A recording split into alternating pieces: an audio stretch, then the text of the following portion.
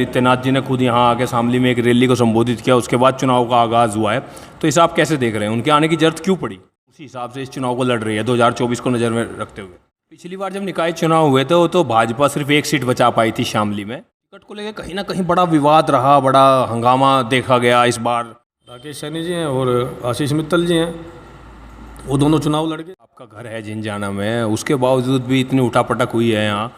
10 साल 15 साल बाद कहीं जाके सामान्य का नंबर आता है और फिर अगले 10-15 साल शायद फिर ना नंबर आए। इस बार चुनाव ना लड़ता तो 15 साल वो पहले मेहनत कर चुका था, 15 साल और मेहनत करेगा तो उसका तो राजनीतिक कैरियर लगभग खत्म ही था। सुरेश पाल कश्यप, उनके साथ कार्यकर्ता भी कहीं दिखाई नहीं दे रहा है। विधानसभा कैराना सब चीज़ है, तो आप उसकी अगर बात करो तो वो एक महत्वपूर्ण गढ़ माना जाता है सपा का। लेकिन इस बार सपा ने वहाँ भी टिकट अपना प्रत्याशी नहीं उतारा। नाहिद हसन को जो हमेशा चुनाव लड़ाती थी, वो लोग भी उससे अलग होकर वो भी वहाँ भी बागी होकर चुनाव लड़। मेमरी की बात करें तो 2 मुस्लिम कैंडिडेटों को टिकट दिया है।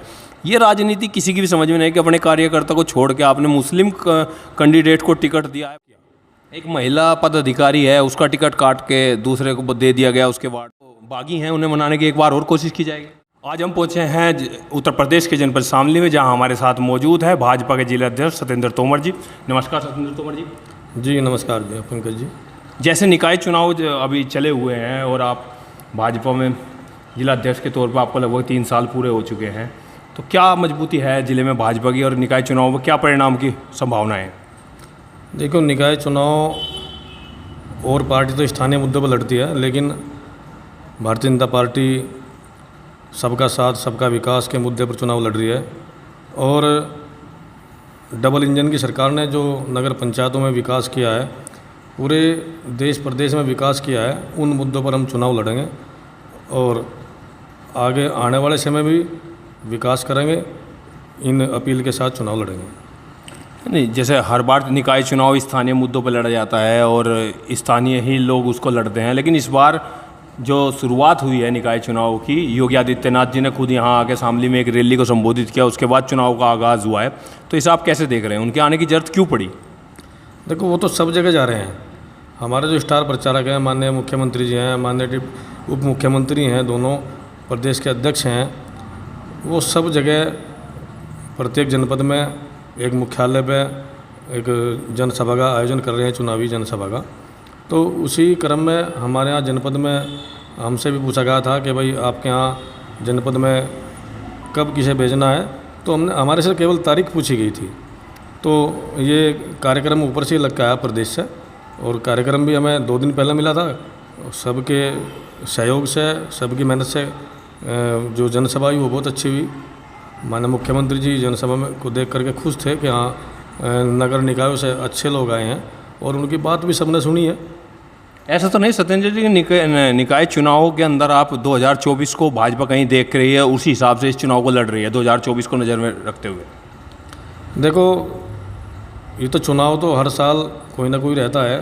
पंचायत चुनाव आए, उसके बाद विधानसभा के चुनाव आए, फिर जो है MLC के चुनाव आए, अभी विधानसभा चुनाव हुए थे। तो अब जो है हमारा निकाय को जो चुनाव है, हम भी चाहते हैं कि हमारी प्रत्येक निकायों में ट्रिपल इंजन की सरकार बने और हम अपना विकास, जो विकास भारतीय जनता पार्टी की सरकार केंद्र में कर रही है, प्रदेश में कर रही है, वो विकास निकायों तक पहुँचे। पिछली बार जब निकाय चुनाव हुए थे तो भाजपा सिर्फ एक सीट बचा पाई थी शामली में, उस टाइम आप जिला अध्यक्ष नहीं थे। तो इस बार क्या लग रहा है आपको, भाजपा क्या कर पाएगी चुनाव में? देखो, हमारे यहाँ 10 निकाय हैं, 3 नगर पालिकाएँ हैं, 7 नगर पंचायतें हैं। पिछली बार हम 1 नगर पंचायत जीत पाए थे, और उससे पिछली बार हम सिंबल पर केवल नगर पालिका शामली जीत पाए थे। इस बार हमें उम्मीद है कि हम इसमें बढ़ोतरी करेंगे और अच्छी बढ़ोतरी करेंगे। जैसे चुनाव तैयार हुआ और टिकट की मारामारी शुरू हुई, तो टिकट को लेकर कहीं ना कहीं बड़ा विवाद रहा, बड़ा हंगामा देखा गया इस बार, जो पहले कभी शायद ना देखा गया हो। लेकिन इस बार टिकट को लेकर बड़ा हंगामा एक बरपा है क्षेत्र में, और उसको लेकर अब तक नाराज़गियाँ चल रही हैं, उन्हें मनाने का काम भी। देखो, ये तो आप भी जानते हैं, जब परिवार बड़ा होता है तो उसमें दावेदार भी ज़्यादा होते हैं, और सब लोग ये चाहते हैं कि भाई, उनके अंदर अपनी अपेक्षाएँ हैं कि भाई मैं चेयरमैन बनूँ। दावेदारी सब जगह काफ़ी थी। ऐसे ही तो हमारे पास केवल 2 ही निकाय थे जहाँ 2-2, 3-3 दावेदार थे, वरना सब जगह 10, 8, 6 इस तरह से दावेदार थे। और ये छोटे चुनाव हैं, मान लिया नगर पंचायत है, छोटा चुनाव है, तो हर व्यक्ति अपना अलग एक वजूद लिए हुए है। जो इनका वजूद, जो अपना वजूद लिए हुए, वो उसने अपना मन बना चुनाव लड़ने का, पार्टी से अलग हट के भी मन बना। लेकिन कुछ ऐसे भी हैं, कुछ जगह तो पार्टी के जो लोग थे जो चुनाव लड़े, कुछ के सिंबल भी वापस हुए। आज हमने ऊन में धर्मवीर कश्यप को पार्टी प्रत्याशी के समर्थन में बिठा दिया है, और वो आज शाम के समय उन्हें बुला करके अपने मकान पर जहाँ भी कहीं प्रत्याशी को समर्थन देगा, उसने सब रचना योजना उसने तैयार हो चुकी। और वहाँ पर अभी उससे पहले एक थे सत्येंद्र गोयल, उन्होंने पार्टी के पक्ष में अपना नामांकन वापस लिया था। झिंझाना में विजेंद्र कश्यप का नामांकन पार्टी के पक्ष में वापस हुआ। अभी यहाँ पर जो 2 लोग और चुनाव में से अपना सिंबल मांग रहे थे चुनाव के लिए, राकेश सैनी जी हैं और आशीष मित्तल जी हैं, वो दोनों चुनाव लड़ गए। प्रयास बहुत किया गया उन्हें बिठाने का, और बहुत लोगों ने प्रयास किया, लेकिन उनके पास ऐसा कुछ नहीं है। केवल पार्टी का जनाधार है, पार्टी का वोट है, मोदी जी योगी जी का वोट है, और हम यहाँ भी निश्चित कामयाब होंगे। वोट बैंक पार्टी का बहुत बड़ा है। उम्मीद है कि हम यहाँ भी कम से कम 500-700 से लीड करेंगे। अगर झिंझाना की बात करें, आपका घर है झिंझाना में, उसके बावजूद भी इतनी उठापटक हुई है यहाँ। लेकिन एक चीज़ जिसे लेकर सबसे ज़्यादा नाराज़गी है कि 10 साल 15 साल बाद कहीं जाके सामान्य का नंबर आता है, और फिर अगले 10-15 साल शायद फिर ना नंबर आए। तो इस बार सामान्य को छोड़ के इस बार ओबीसी को टिकट देना, ये मतलब जातीय समीकरण है या पार्टी का कोई निर्णय क्या? देखिए, एक तो निर्वाचन आयोग का जो एक आरक्षण जारी होता है, वो एक अपनी प्रक्रिया में है, लेकिन पार्टी का अपना एक परिवार है, और उस परिवार में सब समाज के लोग हैं।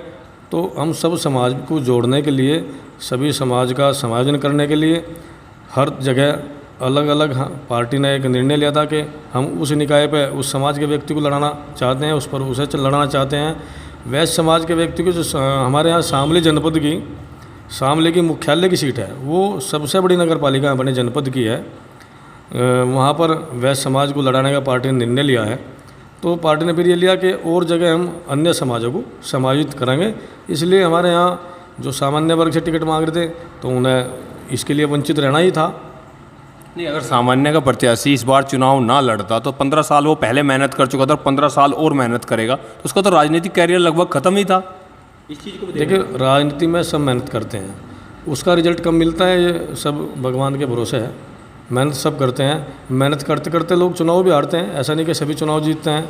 अगर कोई विधायक का चुनाव लड़ रहा तो 4 लोग लड़े तो जीतेगा तो एक ही। यहाँ भी हमारे कस्बे में लगभग मुझे लग रहा है कि 8 प्रत्याशी हैं, 8 में चुनाव तो एक को ही जीतना है। अब वो किसकी मेहनत है, लोग किस पर विश्वास कर रहे हैं, एक वो उसके मायने हैं। कस्बे में बीजेपी प्रत्याशी जो लड़ रहे हैं सुरेश पाल कश्यप, उनके साथ कार्यकर्ता भी कहीं दिखाई नहीं दे रहा। 1-2 कार्यकर्ता को छोड़ के अगर मैं देखूं तो कोई मतलब सक्रिय कार्यकर्ता उनके साथ भाजपा का अभी तक नहीं दिखाई दिया। आगे चल के हो सकता है कि वो लोग आ जाए। इसका क्या रीज़न है कि पार्टी मतलब दूसरी जगह उनकी कहीं ड्यूटी लगी है, या वे लोग क्या नाराज़ गए? देखो, कुछ लोगों की ड्यूटी भी लगी हुई है, और जो पार्टी के यहाँ कार्यकर्ता हैं उनमें उनका कल एक कार्यक्रम रहेगा बाजार का, भ्रमण का, वो सब लोग साथ रहेंगे। मेरी उनसे सबसे बातचीत हो चुकी है आज। विपक्ष की अगर बात करें तो समाजवादी पार्टी उत्तर प्रदेश में सबसे बड़ा विपक्ष है इस टाइम देखे, और कैराना जैसा एक कस्बा या जिला, लोकसभा विधानसभा, कैराना सब चीज़ है, तो आप उसकी अगर बात करो तो वो एक महत्वपूर्ण गढ़ माना जाता है सपा का। लेकिन इस बार सपा ने वहाँ भी टिकट अपना प्रत्याशी नहीं उतारा। ये मतलब क्या है, भाजपा का डर है या बाबा का डर है या बौखलाहट? देखो, भाजपा का डर और बाबा का डर नहीं, ये जो हमारा सरकार, हमारी केंद्र की प्रदेश की सरकार का जो किया विकास है, ये उसका डर है। वो उस विकास के सामने टिक नहीं पा रहे कहीं भी। उनके बस का विकास करना नहीं है, और ना उन्होंने कोई विकास किया। उन्होंने केवल विकास किया 2-3 जिलों का, एटा, इटावा और मैनपुरी का। उन्होंने और कहाँ विकास किया? हाँ, तो जनपद की सारी सीटों की यही बात करें, यहाँ भी एक मतलब जो प्रत्याशी झिंझाना में आपके वहाँ टिकट दिया गया है सपा से, वो उसका भी बहुत विरोध है। जो लोबी थी एक नाहिद हसन को जो हमेशा चुनाव लड़ाती थी, वो लोबी उससे अलग होकर वो भी वहाँ भी बागी होकर चुनाव लड़ रहे हैं। तो बहुत लग रहा है कि साइकिल क्या ज़्यादा कमज़ोर हो गई क्या शामली में?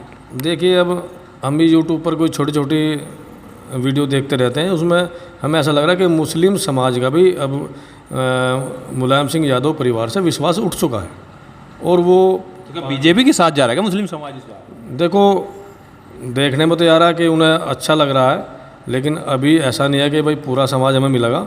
लेकिन पिछली बार भी विधानसभा चुनाव में हमें हमारी मुस्लिम बहनों ने वोट दिया है, और उन्होंने दिया है केवल सुरक्षा के माध्यम, सुरक्षा उन्हें मिली है इसलिए वोट दिया है, और आगे भी उम्मीद है कि वो वोट देंगे हमें। एक आखिरी सवाल, एक चाणक्य नीति जिसका सबसे ज़्यादा जिक्र आपकी हो रहा है, उस राजनीति को अब तक कोई समझ नहीं पाया।